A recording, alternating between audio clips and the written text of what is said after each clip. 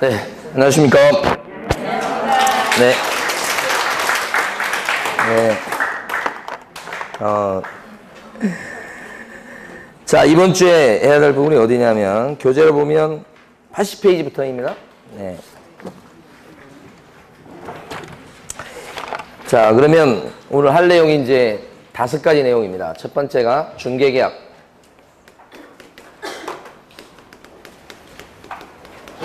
두 번째가 정보망. 세 번째가 확인 설명 의무.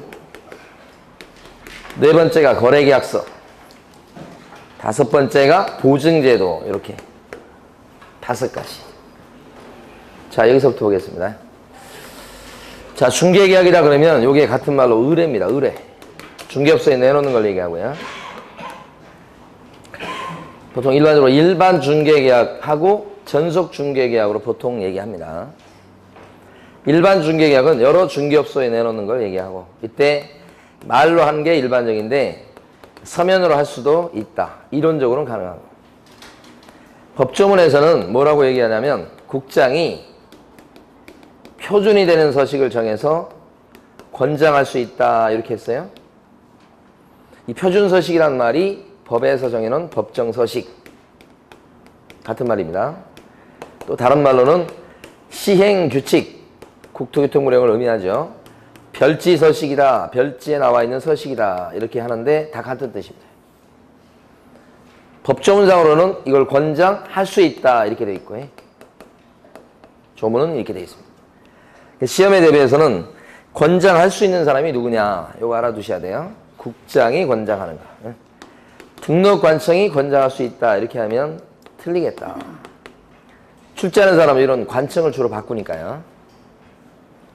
자, 그런데 이제 두 번째는 그러면 이런 표준서식, 법정서식을 실제로 만들어놨느냐, 있느냐, 실제로 만들어놨다 이런 거죠. 진짜 만들어놨어요? 그래서 권장하고 있어요? 그러면 그 실제 만들어놓은 서식의 이름이 뭐냐 그러면 일반 중개 계약서다 이런 거죠. 그럼 이러한 일반 중개 계약서는 반드시 사용해야 됩니까? 반드시? 일반 중개 계약을 체결할 때는 일반 중개 계약서를 반드시 사용해야 됩니까? 왜 아니죠? 권장사항이고, 권장. 권해보는 거고, 두 번째는 말로 할 수도 있잖아요. 그러니까 일반 중개 계약서를 꼭 써야 되는 것은 아니다. 그리고 썼다면 이러한 일반 중개 계약서는 몇 년간 보존합니까? 3년입니까? 5년입니까? 그 보존 기간에 대한 규정이 없다. 이거 한 6, 7번 나왔을 거예요. 이거 한 2번 나왔어요. 이게 핵심. 요 조문 많이 나오고요. 요때 이제 요 일반 중개계약서에다가 법에 보면 반드시 기재하십시오 라고 되어 있는 필요적 기사항이 또 있어요. 이것도 최근까지 계속 나옵니다. 이 필요적 기사항은 4가지예요. 그 4가지가 뭐냐면 예정금액, 그 다음에 예정금액을 기준으로 한 복비, 보수, 그 다음에 의뢰인과 개업공인회사가 준수할 사항, 그 다음에 위치하고 규모, 요 4가지가 일반 중개계약서에 반드시 적어야 될 필요적 기사항 4가지죠. 요 4가지 기억을 해 두셔야 돼. 자, 여기까지가 이제 일반 중개계약입니다. 그러니까 일반 중개계약은 막 한 문제로 나오고 막 그렇게까지는 아닌데 문제 지문에 한 지문씩 섞여서 나오고, 간혹 가다는 또 한 문제 나올 때도 있고 그렇습니다. 이번엔 전속 중개계약입니다. 개념 자체는 전속 중개계약은 한 중개업소에 내놓는 거. 근데 전속 중개계약이다 그랬을 때 일단 시험에 잘 나오는 게 유효기간. 유효기간은 다른 말이 없으면 3개월이 원칙이다. 이렇게. 유효기간이 이제 약속시간이죠. 다만 얼마든지 다른 약정을 할 수가 있죠. 한 달로 할 수도 있고 1년으로도 할 수 있고 그렇습니다. 이렇게. 그러니까 유효기간을 언제로 할 건가? 그것은 의뢰인과 개공이 얼마든지 자유롭게 정할 수 있다. 이런 거죠. 요게 잘 나오고요. 자, 그 다음에 시험에서는 주 내용이 뭐냐면 의무입니다. 전속 중개계약을 체결한다 그랬을 때는 서면으로 체결하게 돼 있고 말로 하면 안 됩니다. 그리고 서면의 이름은 법조문상으로는 국토교통부 령이 정하는 계약서다 이렇게 돼 있고, 요것을 법정서식을 만들어 놨는데 그 이름이 전속중개계약서입니다. 그러니까 전속중개계약을 체결한다고 했을 때는 전속중개계약서를 반드시 기재해야 되겠다. 그 점에서 요것을 자주 냅니다. 일반 중개계약을 체결했을 때는 일반 중개계약서도 법정서식이 있습니다요. 근데 그 법정서식을 반드시 써야 되냐 그러면 그런 건 아니다. 근데 전속중개계약은 법정서식이 있고, 이게 법정서식이죠. 그걸 반드시 써야 됩니다. 안 쓰면 영업정지입니다. 그리고 분쟁에 대비해서 보존하게 되어 있는데 그 보존기간이 3년이에요. 그래서 이 첫 번째 요 의무가 있는데 이걸 위반하게 되면 그때는 영업정지 사유가 된다. 업무정지. 등록 취소까지는 가지 않고, 전속중개계약을 체결했다 했을 때 제일 중요한 의무는 바로 널리 정보를 퍼뜨릴 의무다. 정보 공개 의무다. 이때는 서식에 나와 있는 거 보면 7일 이내에 공개하도록 돼 있다. 서식에는. 그때 정보 공개하는 방법은 두 가지죠. 하나는 거래 정보망에다가 올려서 공개하든지, 또는 또 한 가지 방법은 일간신문에 광고를 내든지, 둘 중에 하나. 선택사항이니까 전속중개계약을 체결했을 때는 거래 정보망에 반드시 중개 대상물에 관한 정보를 공개해야 됩니다. 그러면 틀리다. 요게 있기 때문에 그렇다. 선택사항. 그런데 전속중개계약을 체결했을 때 100% 정보를 공개해야 되느냐? 100%는 아니다. 예외적으로 의뢰인이 싫다고 하면 공개해서는 안 된다. 그러니까 비공개를 요청해 왔을 때는 의뢰인이 그럴 수도 있어요. 그러니까 공개하면 안 된다. 예? 잘 내죠?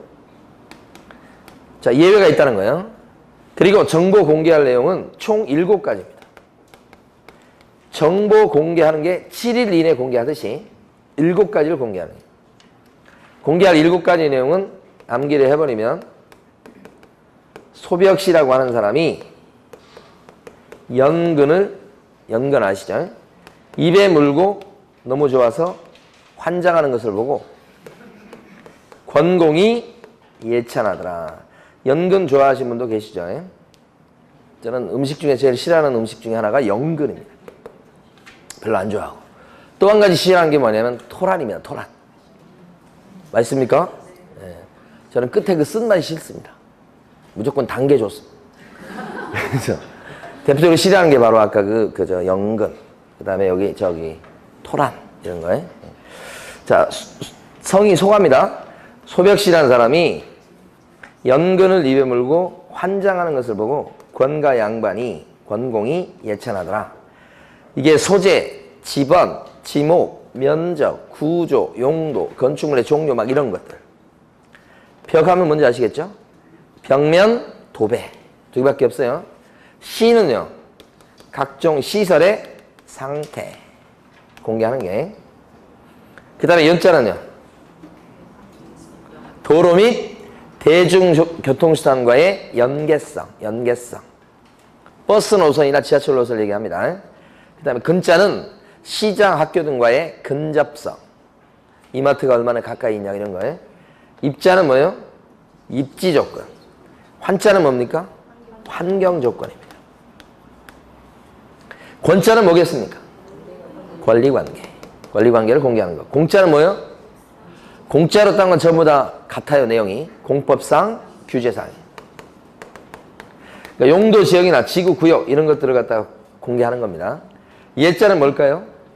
예정가요. 예정가. 내놓은 금액. 이런 것들을 공개해야 되고. 플러스 정보 공개할 때는 주의해야 될 지점이 두 군데가 나옵니다. 이걸 정인, 지임 이렇게 암기를 해보자고요. 정보 공개할 내용인데 인자가 뭘까요? 시험에 엄청 잘 나오죠. 인적사항은 공개해서는 안 된다. 권리자의 주소, 성명 같은 인적사항 공개하면 안 된다. 그거고요. 공시지가도 정보 공개할 내용이 들어갑니다. 사실은. 다만 임대차에 대해서 알선하는 경우는 이 공시가를 공개할 수도 있고 안 할 수도 있고. 그래서 임자는 임대차다 이런 의미가 담겨져 있고, 또 한 가지는 공개 여부가 임의적 사항입니다. 이 두 가지 의미가 담겨져 있어요. 공시지가는 원래 공개할 내용이 들어가는 겁니다. 임대차는 임대차에 대해서 소개할 때는 공시지가를 공개할 수도 있고 안 할 수도 있고요. 이 내용이 특히 중요하죠. 이것 갖고 출제합니다. 출제는 거의 이거보다는. 그 다음에 세 번째는 공개했으면 공개했다고 공개한 사실을 의뢰인한테 친절하게 알려줘야 되고 이때는 증거 남기는 차원에서 문서로 하도록 되어 있습니다. 이때 공개 사실을 통보한다 했을 때는 지체 없이 통보하도록 되어 있어요. 두 개를 혼동하시면 안 됩니다. 공개 자체는 정보 공개다 그랬을 때는 그것은요 7일 이내에 공개하는 겁니다. 공개 자체는. 근데 공개했다고 알려주는 건요 지체 없이 서식에 나오는 의무죠. 네 번째는 업무 처리 상황을 그때그때 통보하도록 되어 있습니다. 그게 업무 처리 상황, 통지 의무, 알려줄 의무 이렇게. 자, 이때도 증거를 남기는 차원에서 문서로 하도록 되어 있고 이때 통보는 통지는 주기적으로 한 번씩 하도록 되어 있습니다. 그래서 최소한 2주일에 한 번 이상은 통보하도록 되어 있습니다. 2주일에 1회 이상. 시험은 주로 문서로 한다는 걸 주로 출제를 했지만 이것도 기억을 해 두셔야 됩니다. 최소한 2주일에 한 번 이상은 알려줘라, 보고해라. 진척사항을 이 뜻이죠. 요 네 가지 의무. 그 다음에 권리가 또 있죠. 권리. 세 가지 경우가 있는데 다른 업소를 통해서 팔린 경우죠. A라는 사람이 B라는 개업공인회사한테 전속으로 내놓은 상태, B가 개공. 그런데 A가 B를 못 믿어 해서 딴 업소에다 또 내놔가지고 딴 업소 사장님 C가 D를 붙여서 D가 이걸 사서 이 집이 진짜 팔려버린 거예요. 이럴 때 B는 A 보고 내가 이거 팔아줬으니까 복비 내놓으라 이런 소리는 못할 거고 그러나 처음에 약속을 전속으로 했기 때문에 위약금을 물으라고 할 수 있다. A는 전속중개계약을 위반한 거예요. 이랬을 때는 위약금 100%인데 이게 지불해야 될 약속한 복비만큼의 위약금이에요. 그러니까 B는 자기가 누구를 소개시켜서 거래가 됐을 때는 보수 명목으로 90만 원을 벌게 되고 그게 아니고 이렇게 됐을 때는 복비는 못 받아도 위약금 쪼로 90을 벌게 되니까 B 관점에서 봤을 때는 이렇든 저렇든 팔리기만 하면 보수 확보가 잘 되는 편이에요. 두 번째는 소개한 개업공인회사를 빼버리고 자기들끼리 거래를 시도하고 계약한 그런 경우인데 B라는 개업공인회사 처음에 전속으로 맡은 물건이었는데 C를 한번 보여줬더니만 한 번요 C가 A하고 둘이 계약을 하면서 요 B를 배제시키더라 이 말이에요. 이랬을 때 B가 A 보고 복비 내놓으라 이런 소리를 할 수 있다고 생각하시면 큰 오산이요. 못해요. 한 번 보여줘가지고 역할이 있다고 볼 수가 없어요. 여러 번 보여주고 그 다음에 계약 체결에 이르게끔 결정적인 기여를 했을 때 이게 동그라미요. 그러니까 복비 달라고 못해. 그리고 대신 배제를 당했기 때문에 위약금을 물으라고 할 수 있다. 약속한 복비만큼의 위약금 그대로예요. 배제 당해도. 세 번째는 스스로 케이스예요. 스스로 케이스가 시험에서 요 중에서는 제일 잘 나오죠. 이 스스로 케이스는 전속으로 맡긴 물건이었는데 B라는 개국한테 C가 나타나서 이 물건을 둘이 협상해서 사버린 거예요. 전속으로 내놓은 물건인데 이 둘이 계약을 해도 되겠는가? 된다. 전속 중개 의뢰가 이 자체 스스로 찾아낸 사람이랑 조건을 교섭해서 계약 체결하는 것까지 막지는 않는다. 그러니까 이런 상태에서 B가 A 보고 내가 해줬기 때문에 복비 내라 이런 소리 못하고 전속 중개 계약 위반이라고 못합니다. 할 수 있으니까. 해도 괜찮으니까. 대신에 이 말을 믿고 B가 비용을 쓴 게 있을 때는 비용은 달라고 할 수 있어야 된다. 근데 그 쓴 비용이 부풀려져 가지고 전속 중개 계약을 체결해서 팔아줬을 때 받는 복비보다 많아서는 안 되기 때문에 그 중개 보수의 50%가 상한선이에요. 그 범위 내에서 실제 쓴 비용을 갖다가 청구할 수 있다. 이렇게. 그러니까 만약에 비용을 70만 원 썼다 그러면 A 입장에서는 요거의 절반인 45만 원만 주면 끝이고 만약에 비용을 갖다가 B 개공이 10만 원 썼다 그러면 10만 원 주는 겁니다. 이거의 절반인 45만 원을 절대 넘을 수가 없어요. 이 스스로 케이스가 이 세 가지 중에서는 잘 나와요. 시험 문제는 주로 의무 위주로 출제되고 전속중개계약의 의무 위주로 한 문제가 나옵니다. 가끔 이게 한 지문 들어갈 때가 있고 아예 안 들어갈 때가 있고. 마지막으로 여기 보면 일반 중개계약을 체결했을 때는 가만히 보면 이런 서면으로 해야 될 의무가 없어요. 아까 일반 중개계약 체결했을 때 반드시 일반 중개계약서를 써야 되는 거 아니라고 그랬죠. 이게 전속중개계약하고 다른 점. 일반 중개계약을 체결했을 때는 널리 정보를 퍼뜨릴 의무가 없어요. 일반 중개계약을 체결했을 때는 이렇게 친절하게 통보하고 통지해줄 의무가 없습니다.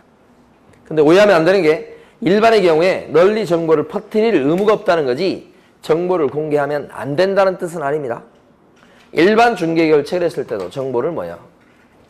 의뢰인이 반대만 안 하면 올릴 수 있는 겁니다. 그걸 주의하시고. 자, 문제 들어갑니다, 이제. 80페이지 보시면 1번 문제입니다. 80페이지 1번. 옳은 것은 그랬습니다. 1번. 일반 중개계약서에는 국토교통부 장관이 정한 표준이 되는 서식을 사용해야 된다. 제일 많이 나온 거라고 그랬죠? 꼭 써야 된다는 거 아니라고 그랬어요, 지금. 2번.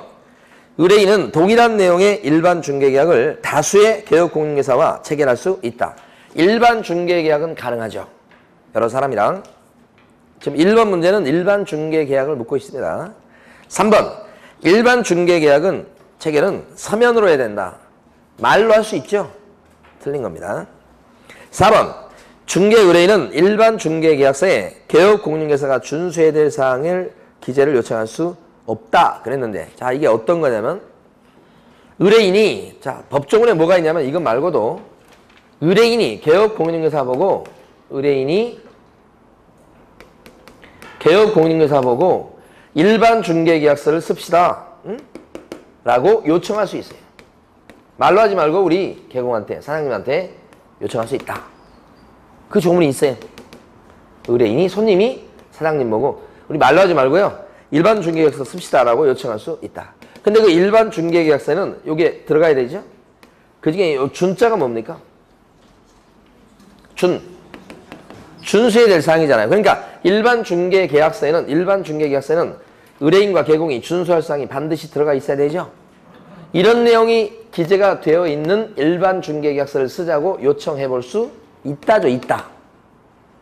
그죠? 이 조문에 따르면. 근데 끝에서 뭐라고 했습니까? 요청할 수 없다. 있다를 없다로 바꿔놓은 데 불과해요. 아주 그냥 그렇게 출제했죠. 자, 4번은 그래서 틀린 겁니다.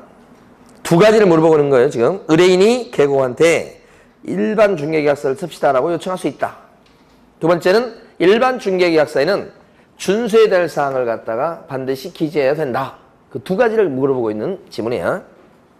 5번. 개업공인회사가 일반 중개계약을 제한할 때는 정보망에 중개 대상물에 관한 정보를 공개해야 된다. 해야 된다 그러면 의무란 얘기인데 그런 거 없죠.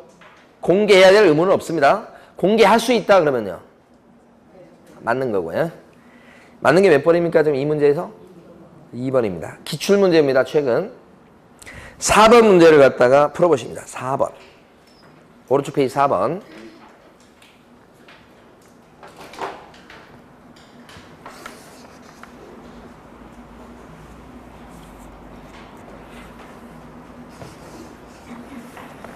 (4번) 문제도 기출문제입니다. 이게 기출문제 그대로인데 1번은 5개월간의 전속 중개계약을 체결했다는 것은 유효기간을 5개월로 했다는 얘기니까 가능한 겁니다. 그리고 B의 요청에 의해서 중개사물에 관한 정보를 비공개하기로 했다. 맞죠? 의뢰인의 요청이 있을 때는 공개해서는 안 된다. 다 법에 맞는 것들이고, 2번은 일반 중개계약서를 씁니다, 지금. 근데 그 일반 중개계약서에다가 예정 금액에 대한 보수를 기재했다. 맞죠? 일반 중개계약서에 반드시 적어야 될 필요기 사항 중에 예정 금액에 따른 중개보수 들어가죠? 요거 물어보는 거 요거. 그 다음에 3번. 등록관청은 국토교통부령이 정하고 있는 전속중개계약서에 의하지 않고 전속중개계약을 체결했다는 이유로 이에게 3개월의 영업정지를 명했다. 전속중개계약서를 꼭 써야 되고 안 쓰면 어떤 제재를 받습니까? 업무정지입니다. 이거 업무정지. 3개월이 됐든 뭐 2개월이 됐든 5개월이 됐든 업무정지 사유가 된다는 거예요. 3개월이 중요한 게 아니고 업무정지 사유다. 이게 중요한 거예요. 이러한 업무정지는 등록관청이 때리는 겁니다. 그리고 여기 나와 있는 전속중개계약서는 거기 나와 있는 것처럼 국토교통부령이 정하는 계약서입니다. 예? 같은 말이에요. 같은 말. 자, 그 다음에요. 4번. 전속중개계약을 체결할 때는 계약서를 몇 년간 보존합니까? 3년. 이거 3년간 보존할 걸 보존 안 하면 어떤 제재를 받습니까? 업무정지. 5번. 임대차를 위한 전속중개계약을 체결했어요. 그때는 예정금액은 임대차다 그래도 정보 공개해야 됩니다. 예정금액은 정보 공개할 내용이 들어가죠. 임대차라고 해도 공개하는 겁니다. 그런데 뒤에 나와 있는 공시지가는 어떻습니까?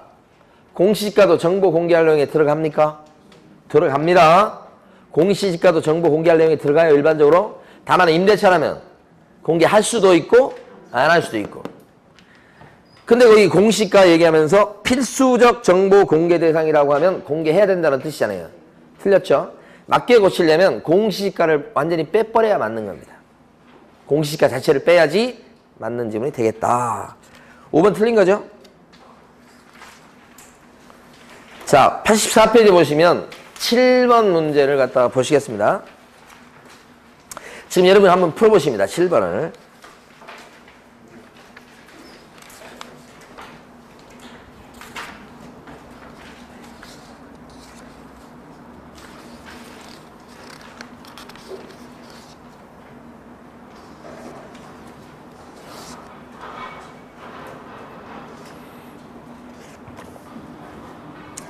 자, 7번에 보시면 이게 요 순서입니다. 요 순서. 이걸 물어보는 거예요. 그래서 처음에는 이제 디귿번에 있는 특정한 개업 공인인사한테 이게 한 명의 개공한테 이제 의뢰를 하는 것부터 시작하겠죠. 동그라미 디귿번입니다. 그래서 전속중개계약을 체결했다 그런 건데 전속중개계약서를 그래서 리얼번에 나온 것처럼 두 통을 작성했다 이거요. 디귿번하고 리얼번이 처음에 나오는 얘기. 그럼 두 번째는 뭐겠습니까 이제? 공개해야 되겠죠. 정보 공개니까 기억번입니다. 그리고 공개했으면 공개한 사실을 문서로 통보해주게 돼 있죠. 요게 니은번입니다. 매물 등록 확인서를 제출한다. 요게 공개했다고 알려주는 겁니다. 통보. 문서로 해야 됩니다. 확인서죠. 확인서. 매물 등록 확인서. 그리고 나면 어떻게 됩니까? 이제 업무 처리사항을 통지해줘야 되겠죠. 동그라미 미음번. 2주일에 1회 이상 의뢰인에게 업무 처리사항을 통지한다. 그렇죠?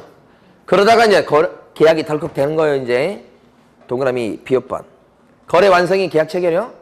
그리고 이게 정보망을 통해서 거래가 됐다면 정보망 사업자한테 그 집 팔렸다고 마지막으로 알려주겠죠. 동그라미 시옷번이에요. 그래서 정답이 3번이 되겠습니다. 실제 나오면 그렇게 쉬운 문제는 아닙니다. 이것도 옛날 기출문제입니다. 그대로는 아닌데 옛날 기출문제 나왔던 건데 이 순서를 물어보고 있어요. 옛날 기출문제는 여기 나와 있는 것 중에서 예를 들어서 거래 완성이나 그 다음에 뭐요 그 비읍번이나 시읍번이 없었어요. 없고 여기서부터 여기까지를 물어봤던 거죠. 네. 이게 시간적 순서입니다. 이게. 자, 오른쪽에 있는 9번 문제 풀어보십니다. 문제를 많이 푸셔야 됩니다. 문제를. 내용을 많이 읽는다고 해가지고 점수가 올라가는 게 아닙니다.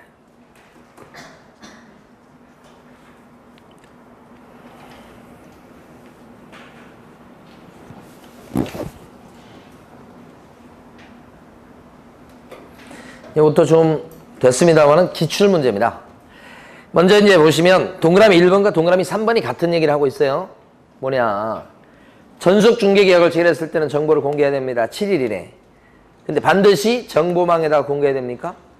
일간신문이 있죠. 그러니까 1번하고 3번이 다 틀린 거예요. 그 다음에 2번은 정보망을 좀 아셔야지 2번을 맞출 수 있는데 아마 공부하셔서 아실 거예요. 일반이 됐든 전속이 됐든 정보망을 이용할 수 있어. 근데 정보망을 이용해서 거래가 되면 정보 올린 쪽 개공은 거래정보 사업자한테 그 물건이 팔렸다고 세가 나갔다고 사업자한테 통보해주게 돼 있죠. 일반 중개계약을 체결했을 때도 정보망을 이용할 수 있고 이용했다면 동그라미 2번에 나온 거래 완성 사실을 통보해주는 거 필요합니다. 근데 필요 없다고 했으니까 2번이 틀린 거예요. 그 다음에 4번과 5번은 일반 같은 경우 4번 보시면 업무 처리 사항을 2주일에 1회 이상 통지하는 것은 일반 같은 경우는 의무가 아니죠. 통지하지 않아도 된다. 맞고요. 5번 질문은 다른 개업공인중개사한테 중복해서 의뢰하는 것이 일반이니까요. 5번은 또 맞는 얘기가 되겠습니다. 틀린 건 2번. 10번 풀어보시고요. 정보 공개할 내용을 암기를 해두셔야 됩니다. 근데 정보 공개할 내용에 거기 보면 조세 이런 거 나옵니까? 조세? 세금. 정보 공개할 내용에 세금 없습니다. 정보 공개할 내용에 복비 나옵니까? 복비? 없습니다. 다음 중 정보 공개할 내용이 아닌 것은 답은 거의 조세 아니면 복비예요. 아니면 인적사항 이거. 인적사항은 뭐죠? 공개? 금지죠, 금지. 다음 중 정보 공개할 내용이 아닌 것은 요거 아니면 요게 답인 거예요. 답이 몇 번이에요? 4번이죠, 4번? 네. 자, 11번 문제 풀어보십니다. 기출 문제입니다. 최근 기출 문제입니다. 11번.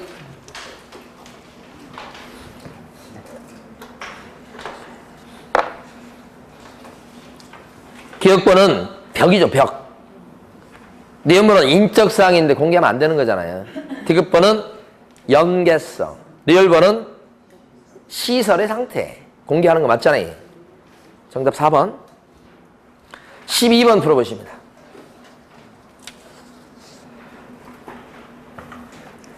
(12번에) 1번 기억번. 이건 늘상 나오는 거야. 일반 중개계약을 체결하는 경우 국토교통부 장관이 정한 관련 법령에 따라 정한 표준서식. 이게 일반 중개계약서입니다. 그걸 꼭 써야 됩니까? 반드시 사용해야 되는 건 아니라고 그랬습니다. 이거 도대체 몇 번 나왔는지 모릅니다. 12번은 기출문제예요. 최근. 리얼번 같은 경우는 유효기간은 3개월. 맞고. 보존기간은 3년. 맞죠? 그래서 정답은 X 동그라미 1번인가요? 자, 15번 문제 풀어보십니다.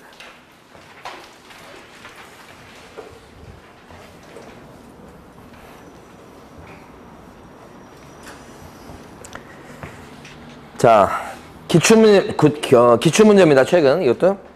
기억번에 나와 있는 것은 전속중개계약은 특정인한테 의뢰하는 걸 얘기하는 거예요. 맞고요.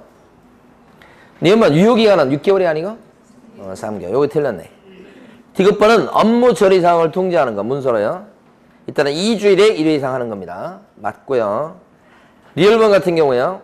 다른 개업 공인중개사한테 또 의뢰해가지고 팔렸다, 거래가 됐다 이랬을 때는 위약금을 지불해야 되죠.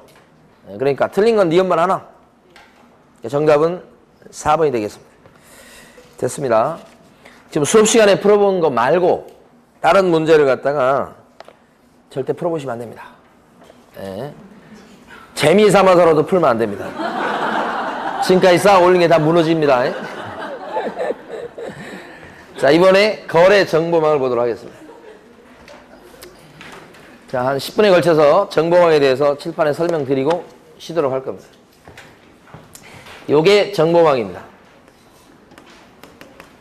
정보망, 이렇게 인터넷 사이트를 얘기하고, 이 정보망을 운영하는 사람을 거래정보 사업자 이렇게 얘기하고요. 이 정보망에 드나들면서 물건도 올리고 검색하는 요 회원들이 바로 개업 공인중개사들입니다. 그러니까 개업 공인중개사들이 물건도 올리고 검색하면서 이 사이트를 이용하죠. 이 정보망 사이트의 가장 대표적인 사이트의 이름이 한방입니다. 한방. 협회가 운영하는 사이트죠. 그래서 이건 가만히 보면 개업 공인중개사들의 배타적인 공간이에요. 일반 의뢰인 입장에서 봤을 때는 일반 의뢰인은 직접 물건을 올리거나 검색하거나 그렇게 할 수가 없어요. 반드시 개업 공인중개사를 통해야 돼요. 그러니까 이 정보망은 첫 번째 징표가 뭐냐면 개업 공인중개사들만 드나들 수 있고 개업 공인중개사들 상호간에 물건에 대한 매물 정보를 갖다가 교류하는 사이트 공간이에요. 이걸 정보망이라고 그래요. 그러니까 의뢰인은 드나들 수 있는 게 아니고. 그 다음에 이 정보망이 되려면 이때는 자, 국토교통부 장관의 지정이 필수예요. 지정을 받은 사이트만 정보망이라고 그래요. 그러니까 정보망 그러면 징표가 두 가지. 개공들만 회원이 되는 거. 국장의 뭐예요? 지정을 받은 거. 자, 개공들이 이용하는 사이트인데 국장의 지정을 받지 않는 것은 사설 정보망이에요. 많습니다, 꽤. 근데 공식적으로 지정받은 것은 아까 말씀드린 협회 그 한방이라는 사이트 그것밖에 없다.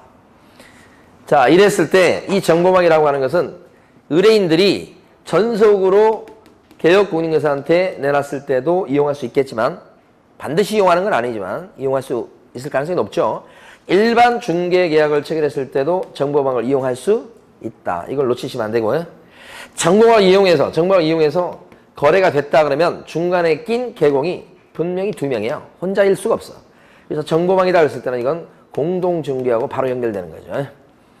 자, 그러면 여기 정보방이 되려면 지정을 받아야 되는데 지정을 받으려면 법에서 요구하는 요건 5가지를 갖추고 있어야 되겠다. 그 지정 요건 5가지를 기억을 해 두셔야 돼. 그래서 500명 이상이 컴퓨터를 부전공하셔야 되겠다. 그래야 지정받을 수 있다. 자, 지정을 받으려면 500명 이상이 컴퓨터를 부전공해야 되겠다. 이렇게. 이 500명 이상이라고 하는 것은 회원인 개업공인중개사 숫자입니다. 회원 숫자입니다. 회원. 이 개업공인중개사 숫자가 전국적으로는 500명 이상. 숫자 중요합니다. 그리고 2개 이상의 시도에 2군데 이상의 시도에 골고루 가입되어 있어야 되고 시도별로는 최소한 몇 명은 또 가입되어 있어야 됩니까? 30명입니다. 5에서 2 빼자고 그랬어요. 5에서 2 빼면 30명입니다. 그래서 너무너무 중요합니다. 그 다음에 컴퓨터 설비가 좋아야 되겠다. 구체적인 용량은 누가 정합니까? 컴퓨터 설비의 구체적인 용량, 성능? 국장이 정합니다. 이거 바꾸면 또 틀립니다. 등록관청 그러면 시도이사 그러면 틀리는 거. 그 다음에 부가통신사업자이어야 됩니다. 그 다음에 정보처리기사 1명 이상. 공인중개사도 뭐예요? 1명 이상. 근데 이 둘은 정보망 사업체에서 일하고 있는 직원들 중에서 이런 증 소유자가 있어야 된다. 아니면 임원들 중에서라도 이런 증 소유자가 있어야 되겠다. 최소한 1명 이상. 세 번째 중요한 것은 요거 1명 이상은 공인중개사 1명 이상입니다. 개업 공인중개사 1명 이상 그러면 안 되는 거예요. 다른 말입니다. 상대적으로 여기도 공인중개사 500명 이상 그러면 안 되는 겁니다. 개업 공인중개사 500명 이상 이렇게 돼야 되는 거예요. 자, 지정 요건 중요한 거 했고요. 지정 절차를 보면 일단 지정 신청을 하게 되는데 지정 요건을 갖춰서 지정 신청은 지정해주는 사람이 국장이니까 국장한테 신청하는 거예요. 그럼 국장이 심사해서 지정을 해주게 됩니다. 이걸 지정 처분이다. 이렇게. 이때 지정 신청할 때는 가만히 보면 지정 신청 자격은 개인 사업자도 인정이 되고 법인 사업자도 지정 신청을 할 수 있고 그렇습니다. 법인 사업자 중에서 지정 신청해서 지정받고 있는 대표적인 게 바로 뭐냐면 여러분이 잘 아시는 협회입니다. 협회. 그 협회가 운영하는 사이트가 뭐라고 그랬습니까? 아까? 한방. 거의 유일합니다. 협회가. 근데 이때 시험에 나왔던 게 뭐냐면 다른 법인 사업자는 다 지정 신청해서 지정을 받을 수 있다고 하지만 법인인 개업 공인중개사만큼은 지정 신청을 못하고 지정을 못 받는다고 합니다. 왜 그럴까요, 이건? 14조 때문에 그렇습니다. 14조에는 부동산 매물 정보 제공하는 게 업무에 들어가 있지 않아요. 그러니까 다른 법인은 다 지정을 받을 수 있다고 해도 이 법인 개공만큼은 지정받을 수 없다. 딱 한 번 출제됐던 거죠. 아직까지 한 번도 나오지 않았지만 대비할 게 지정 신청할 때 수수료 내느냐? 안 냅니다. 등록 신청할 때도 수수료 내고 분사무 설치 신고할 때도 수수료 내지만 지정 신청할 때는 수수료 내란 법이 없다. 법에 없으니까 돈 안 들어가는 겁니다, 지금. 대신에 이제 구비서류는 제출해야 됩니다. 구비서류 제출. 이 제출할 구비서류가 몇 가지겠는가? 바로 5가지입니다. 지정 요건을 갖추었다고 하는 것을 입증하는 서류니까 5가지 구비서류를 내야 되겠다. 그 5가지 구비서류를 보면 첫 번째 게 중요한데 바로 등록증 사본입니다. 전국적으로는 500명 이상의 개업 공인중개사가 가입이 돼 있어야 되는데 이걸 입증하는 서류가 바로 등록증 사본이에요. 원본 그러면 틀립니다. 그 개업 공인중개사가 가입했다고 하는 것을 입증하는 서류가 이겁니다. 등록증 사본. 원본 그러면 안 되고 두 번째는 정보처리 기사 자격증 사본입니다. 기사 자격증 사본이고요. 또 하나는 공인중개사도 1명 이상 있어야 되죠. 그래서 공인중개사 자격증 사본. 요게 최근 시험에 나왔었죠. 일반적으로 봤을 때 공인중개사 자격증 사본은 구비서류가 안 되는 게 관청이 확인해보게 되는 게 일반적입니다. 등록 신청할 때도 그랬고 분사무 설치할 때도 책임자의 자격증을 다 확인해 보니까 사본은 원래 구비서류에 들어가지 않는데 여기에는 들어가는 거예요. 기출문제는 이게 자격증 원본으로 출제가 됐었어요. 원본 그러면 틀립니다. 그리고 보실 게 일반적으로 구비서류다 그러면 보통은 사본들을 내는 겁니다. 입증하는 거니까. 보통 사본이에요. 원본인 경우는 드뭅니다. 그래서 원본인 경우 대표적인 것이 업소에 걸어둘 때는 자격증이든 등록증이든 원본을 걸어두는 겁니다. 사무소 이전 신고할 때는 등록증을 갖다 주면서 그걸 교체하는 거니까 그때도 등록증 원본을 내는 겁니다. 휴표 신고할 때는 등록증 원본을 갖다 묻어놔야 되기 때문에 갖다 내놔야 되기 때문에 그때 원본을 갖다 내는 겁니다. 그럴 때는 원본이고 일반적으로는 다 사본입니다. 구비서류가. 여기 원본이 어디가 있어요? 다 사본이지. 이게 원칙인 거예요. 큰 흐름을 아셔야 돼. 네 번째는 뭐냐면 부가통신사업 신고증 복사해서 내면 됩니다. 이것은 요걸 입증하는 서류죠. 그 다음에 또 하나는 주된 컴퓨터의 용량이나 성능을 알 수 있는 서류, 그것도 구비서류에 들어가는데 이것은 바로 이걸 입증하는 서류죠. 근데 하나 알아두실 게 이 컴퓨터는, 이 주된 컴퓨터 나왔죠? 컴퓨터는 누가 보유하고 있는 컴퓨터 설비를 얘기합니까, 이거? 이 컴퓨터 누구 겁니까? 개업 공인중개사 겁니까? 아니면 사업자 겁니까? 당연히 사업자. 이렇게 둘 중에 하나 물어보면 맞추신다고. 그런데 문제 지문에 나와서 개업 공인중개사가 보유하는, 그러면 여러분 다 맞다고 그럴 거예요, 이거. 둘 중에 어떤 거냐 그러면 맞추지만은. 개공가 아닙니다. 컴퓨터가 누구 건지 두 번이나 물어봤습니다. 개공가 아니고 신청자 거. 자, 이런 구비서를 맞춰서 신청하면 심사기간이 30일이에요. 그래서 30일 내 지정을 해주죠. 그 지정을 해준다고 하는 것은 지정대장에 이름을 올리고 그 다음에 지정서를 교부하는 걸 얘기합니다. 그러면 지정이 된 거야. 그러면 그 사람은 이미 거래등록 사업자가 된 것입니다. 그러니까 문제는 사업자가 되면 바로 그냥 정보망을 설치 운영하는 게 아니고 약관을 만듭니다. 그래서 운영규정을 갖다가 만들어서 승인 받도록 돼 있다. 약관. 이 운영규정의 승인은 역시 승인권자가 국장입니다. 가만히 보면 정보망은 컴퓨터의 용량도 국장이 정하고 지정해주는 사람도 뭐예요? 국장이고 약관 심사에서 도장을 찍어주는 사람도 다 국장이에요. 이 승인까지는 요거 걸리는 시간이 3개월 내 승인이죠. 이렇게. 그리고 나서는 이제 설치 운영을 하게 돼요. 진짜 운영하게 되는데 언제까지 설치 운영하느냐? 그러면 설치 운영은 언제까지죠?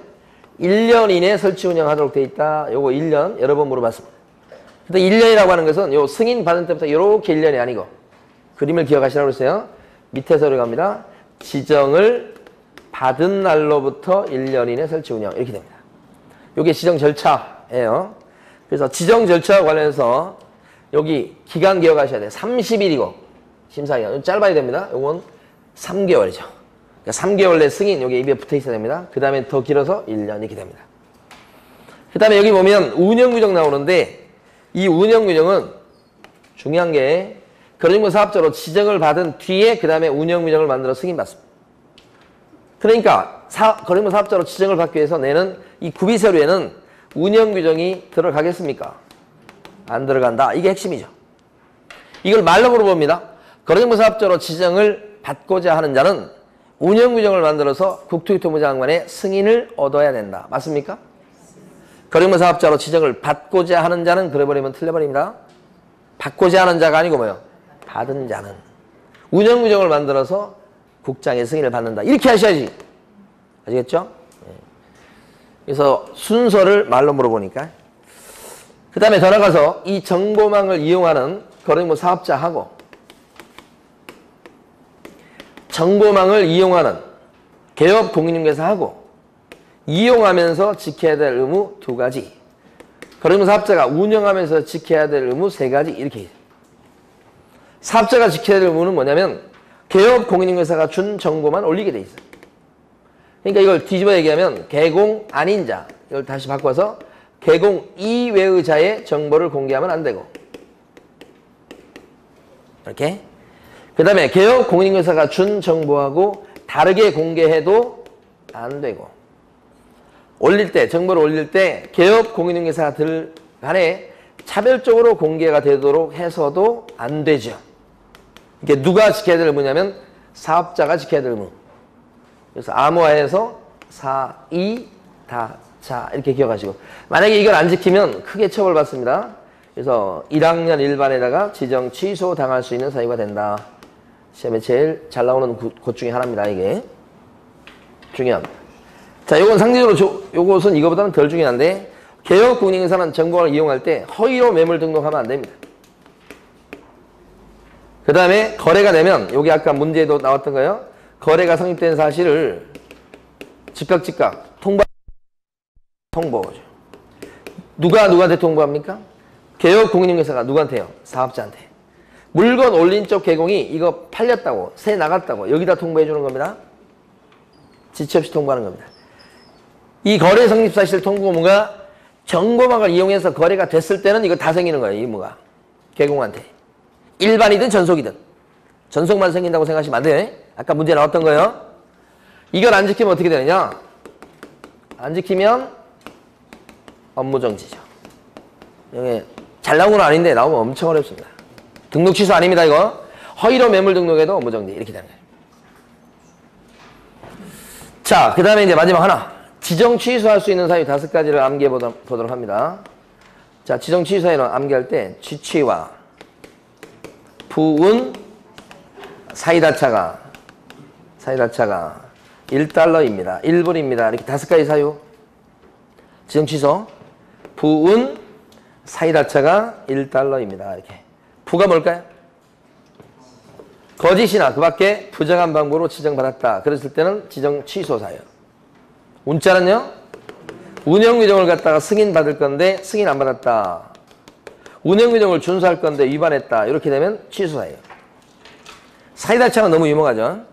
거래무 사업자가 개공 이외의자, 아닌 자의 뜻이에요. 개공 이외의자의 정보를 공개해 주거나 다르게 공개하거나 차별적으로 공개했다. 취소해요.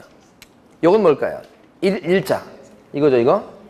정당한 사유 없이 지정받은 날부터 1년 내 설치 운영 안 했다는 1년 내 설치 운영 안 하면 그때는 지정 취소해요. 불은 뭘까요? 계속적인 설치 운영이 불가능하다. 왜 그럴까요? 구체적으로 어떤 걸 예를 들 수 있을까요? 어떤 경우에 계속적인 설치 운영이 불가능하게 될까요? 돌아가셨거나 또는 법인이 어떻게 됐을 때 해상. 이걸 보면서 여러분 떠올릴 게 거래업무 사업자로 지정 신청할 수 있는 사람은 법인만 신청할 수 있다고 하면 틀립니다.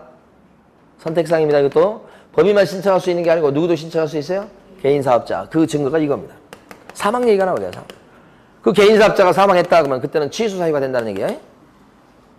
자, 추가적으로 여기서요 3가지를 보도록 합니다. 지정 취소 사유에 들어가면 국토교통부 장관은 지정 취소를 해야 된답니까? 할 수도 있답니까? 간간히 냅니다, 이거. 자, 이런 지정 취소일 때는 가만히 보면 취소기 때문에 청문회 절차를 거치도록 하고 있는 게 원칙입니다. 청문회해야 됩니다. 취소니까. 사전에 변명할 기회를 줘야 되죠. 그런데 지정 취소의 5개 중에서 청문회에 어울리지 않는 게 하나 있죠. 제일 끝에 나온 불가능. 사망이나 예상 같은 경우 청문하라 그러면 무섭다고 그랬잖아요. 그래서 이건 청문 사유에 들어가지 않는다. 응? 마지막. 요 중에서 제일 위반의 정도가 심한 게 바로 사이다차죠. 제일 중요한 법 위반행위가 이거란 말이에요. 형사처벌까지 가죠, 이거. 지정 취소는 물론이거니와 형사처벌까지. 네, 됐어. 눈 뜨세요, 이제. 쉴 시간이 됐어요. 자, 칠판 지우지 마시고.